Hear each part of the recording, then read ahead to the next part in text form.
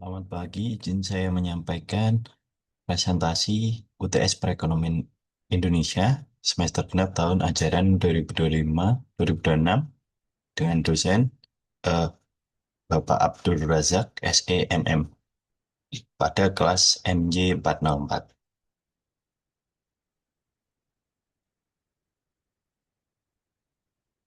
Soal UTS-nya, Indonesia harus menghindari terjadinya middle income trap yang merupakan suatu keadaan ketika negara berhasil mencapai tingkat pendapatan menengah tetapi tidak dapat keluar dari tingkat tersebut untuk menjadi negara maju yang dipopulerkan dalam sebuah laporan Bank Dunia yang dirilis pada tahun 2007 berjudul Asian Renaissance Ideas for Economic Growth in di mana middle income dalam buku ini mengacu pada keadaan kita sebuah negara berhasil mencapai tingkat pendapatan menengah tetapi tidak dapat keluar dari tingkat tersebut untuk menjadi negara maju. Eh,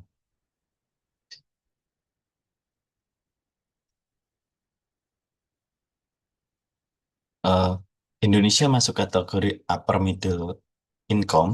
Indonesia ini berada di posisi sebagai negara berpendapatan menengah atau middle income country berdasarkan klasifikasi Bank Dunia. Indonesia masih berada pada kelompok upper middle income dengan GNI per kapita tahun 2024 sekitar 4.910 US dollar. Sedangkan untuk menjadi negara maju, Indonesia perlu melampaui ambang batas GNI per kapita sekitar 13.845 US dollar.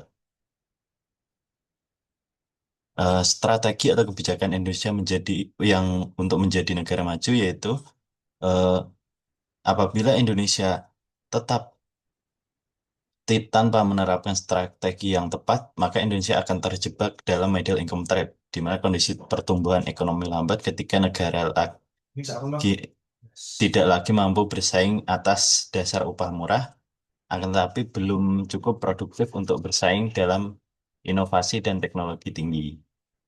Eh, Kegagalan transformasi struktural ini menjadi dasar middle income trap sebagaimana dijelaskan oleh Agung dalam Hartono dan Pasar Ibu 2020 bahwa negara yang terjebak cenderung tidak mampu beralih dari pertumbuhan berbasis faktor produksi menuju pertumbuhan berbasis produktivitas dan inovasi.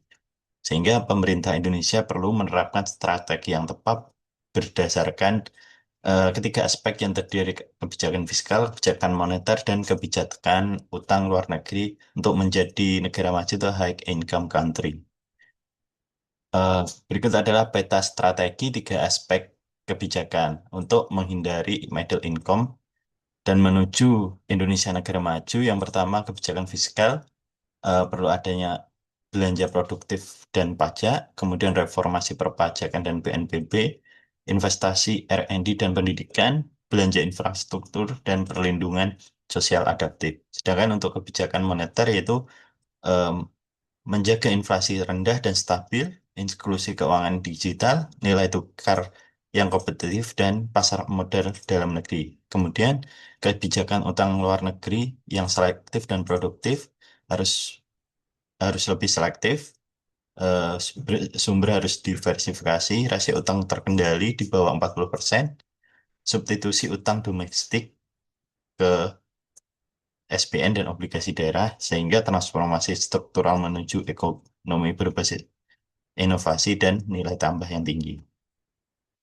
Penjelasan terkait kebijakan fiskal memiliki peran sentral dalam pembangunan ekonomi nasional sebagaimana pada teori Wagner Law dalam Mangkusubroto 2016 menyatakan bahwa seiring meningkatnya pendapatan per kapita, pengeluaran pemerintah cenderung tumbuh lebih cepat karena negara membutuhkan lebih banyak layanan publik dan infrastruktur akan tetapi kualitas belanja atau spending quality jauh lebih penting daripada kualitas semata.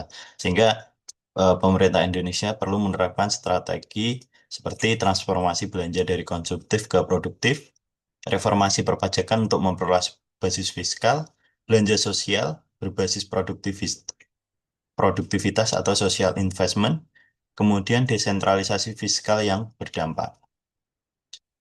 Terkait kebijakan moneter dalam kerangka pembangunan tidak hanya menjaga inflasi dan stabilitas nilai tukar.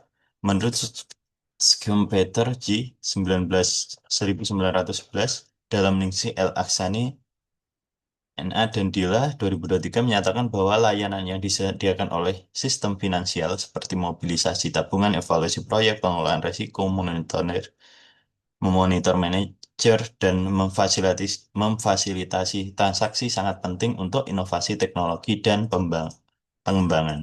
Kebijakan moneter yang tepat merupakan prasyarat bagi inovasi dan pertumbuhan ekonomi berkelanjutan, intermediasi keuangan, dan efisiensi. Akan memberi peluang modal dialokasikan pada sektor yang produktif. Sehingga pemerintah Indonesia dalam kebijakan moneter ini perlu menerapkan yang pertama, menjaga stabilitas harga sebagai fondasi kepercayaan investasi, kemudian pendalaman pasar keuangan atau financial deepening melalui pengembangan pasar modal, penguatan ekosistem venture capital, dan private equity untuk mendanai startup teknologi dalam negeri, serta perluasan akses keuangan bagi UMKM melalui kredit berbasis data. Kemudian, kebijakan nilai tukar yang kompetitif namun tetap stabil, kebijakan makroprudensial dan mendukung sektor real, melonggarkan aturan loan to value, khususnya pada properti KPR masyarakat berpendapatan rendah, namun tetap memperhatikan resiko-resiko yang ada. Kemudian mendorong inovasi sistem pembayaran dan ekonomi yang digital seperti yang sekarang QRIS, kemudian bank-bank digital lainnya.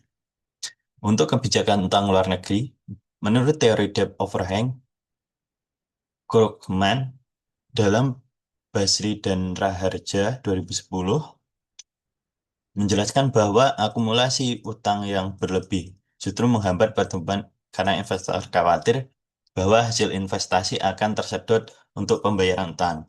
Akan tetapi, berbanding terbalik dengan teori two gap model dan and- dari Chenery dan Stroud dalam Tadarus and Smith 2011 menggambarkan bahwa utang luar negeri sesungguhnya dibutuhkan untuk menutup kesenjangan tabungan investasi atau saving gap dan kesenjangan devisa foreign exchange gap dalam tahap pembangunan tertentu.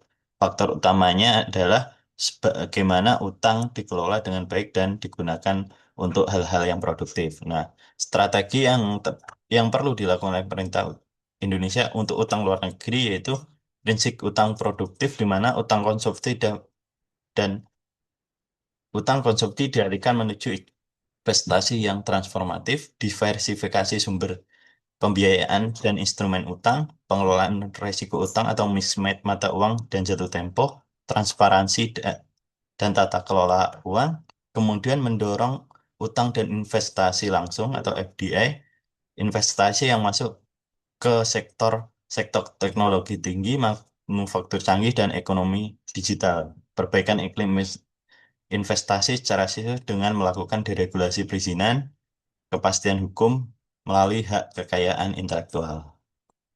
Eh,